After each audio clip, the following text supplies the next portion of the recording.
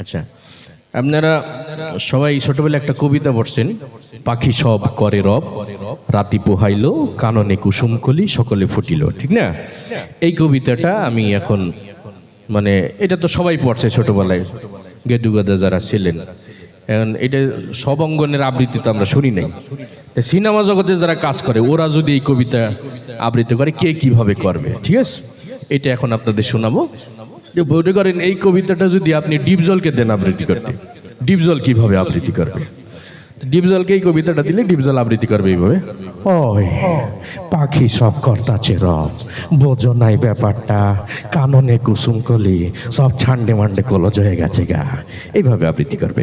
আবার এই কবিতাটা যদি আপনি মিশা সওদাগরকে দেন, সে আবৃত্তি করবে এইভাবে, পাখি সব করে রব, রাতি পোহালো, এই ড্যাড রাতি পোহালো, কাননে কুসুম কলে সকলে ফুটিল, এইভাবে আবৃত্তি করবে।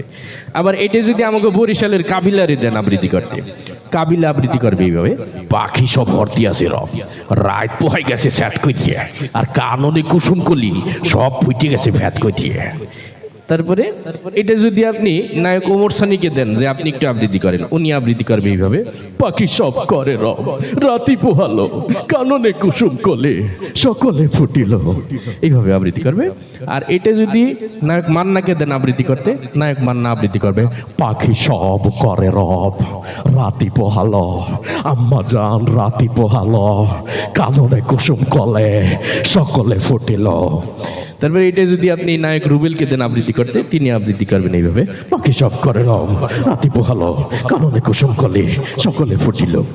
আর এটা যদি আবৃত্তি করতে দেন আমাদের সবার প্রিয় কাউয়া কাকুকে, মানে ওবায়দুল কাদের কাকুকে, তিনি আবৃত্তি করবেন এইভাবে, খেলা হবে পাখি সব করে রব, রাতি পোহালো এ নিয়ে রাজনীতি করার কিছু নেই, কাননে কুসুম কলি সকলে ফুটিল, ফুল ফুটুক আর না ফুটুক পদ্মা সেতু কিন্তু হয়েই গেল, জ্বালা জ্বালা অন্তর জ্বালা। আর এটা যদি আমাদের মরহুমা বেগম খালেদা জিয়াকে আবৃত্তি করতে দিতেন, তিনি আবৃত্তি করতেন এইভাবে, বিসমিল্লাহির রহমানির রহিম।